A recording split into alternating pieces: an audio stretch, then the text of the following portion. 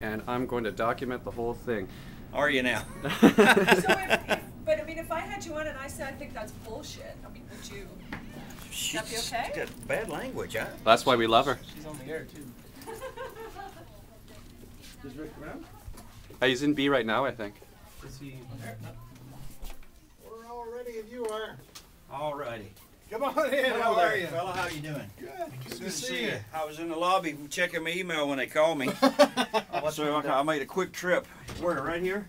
Yep, that'll be great. Okay, you have all the info now. I don't know a whole lot. I've got everything you need, and Okay. we'll direct people to where they can get tickets. Look at you. You don't even know your own strength. I know. You pulled the microphone apart. Okay. I don't know. I don't need these. No. What do we call you, Randy? What do we call you? Honky Tonk Man. Honky Tonk Man.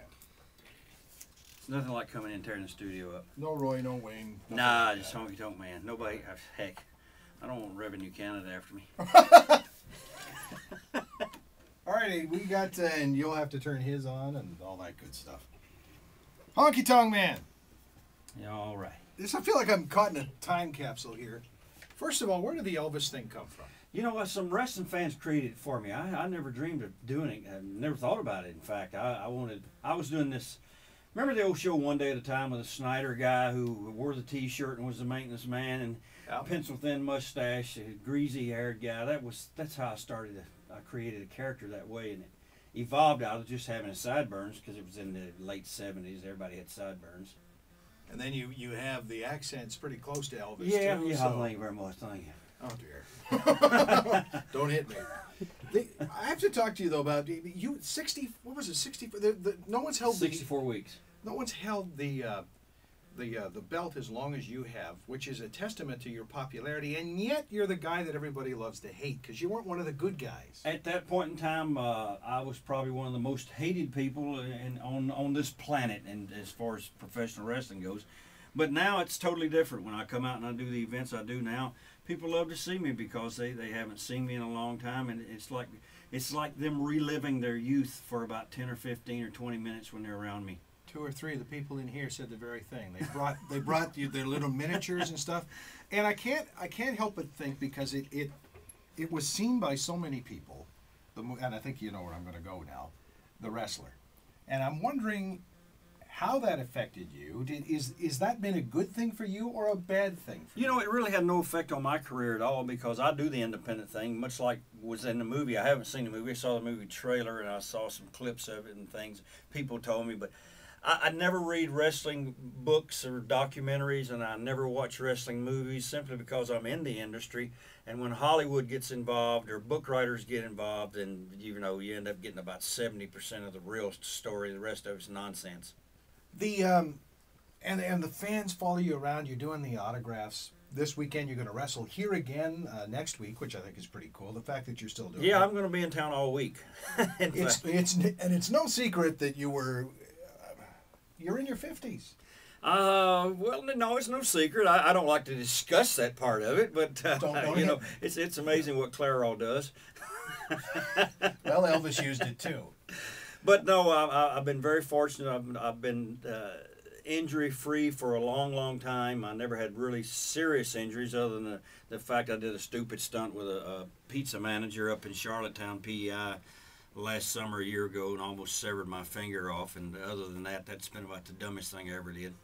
The UFC thing and the fact that I think we can fairly say that wrestling has gone up, it's gone down, it's gone up, and maybe it's in one of those waning periods again. And I think so, yeah. Yeah. Is UFC responsible for that? Do you think people want to see more of the real stuff and not a storyline now? And how do you feel about that? They're doing a heck of a job with their promotion. I think they've stepped up their game. And the one thing that I like about what they do, it's given, if you think about it, young aspiring wrestlers who started wrestling at 8 years old in the YMCA's and things like that, amateur wrestlers, and boxers always had a place to go. They could be professional boxers after the Olympics or after AAU stuff, but the wrestlers never had a place to go. Once the Olympics were over and a guy was, say, he was 20, 21 years old or 19 years old, he was finished as far as a wrestling career. But now these actual tough guy wrestlers, they have a forum now and a place to show their talents, and they're doing quite well. Has it been an impact on the wrestling? I'm not sure. I mean, they're taking away some audience from. What's going to be interesting is this UFC going against the Merriweather fight for pay-per-view rights.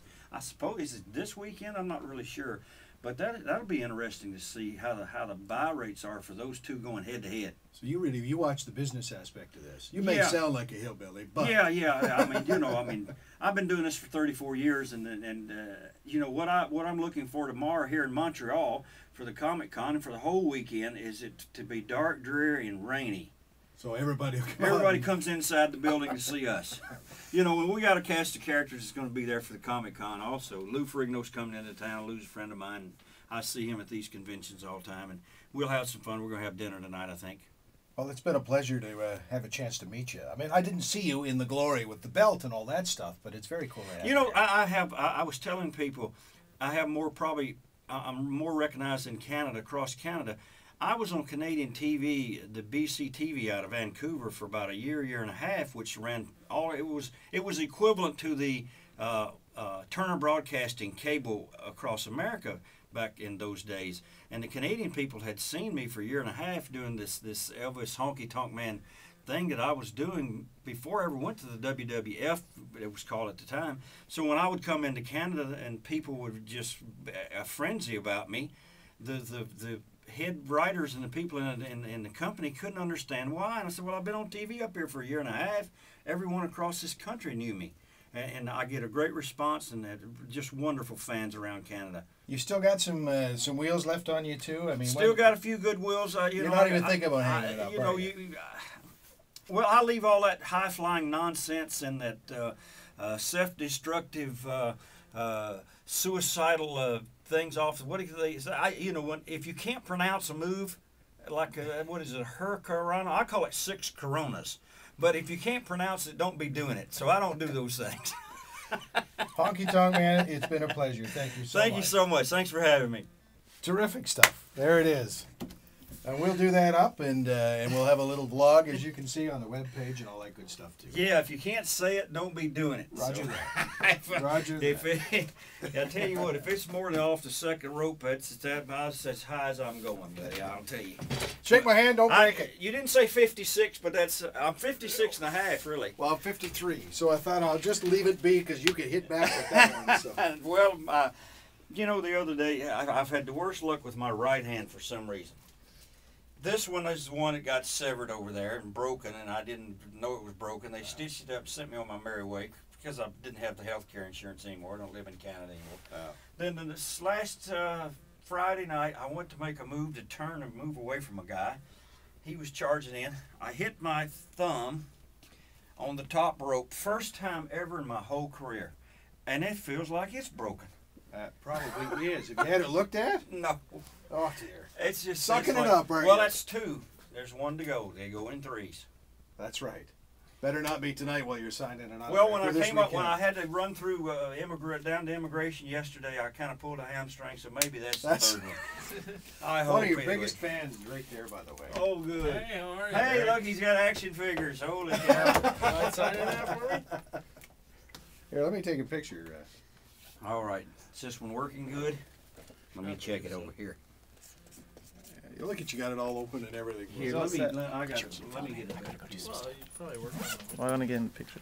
What do I press Since on? I got to do the Red buttons Comic to Con start. and all that, I carry You're equipped. I carry my own stuff. Here, guys, give me a look, see at the camera once you get your pen there. There's a good one. Excellent. Hang on, we'll authenticate this. Oh, there you go. Blue works really well on the white. See that? Perfect. Excellent. Oh, here we go. Let me got that telephoto thing.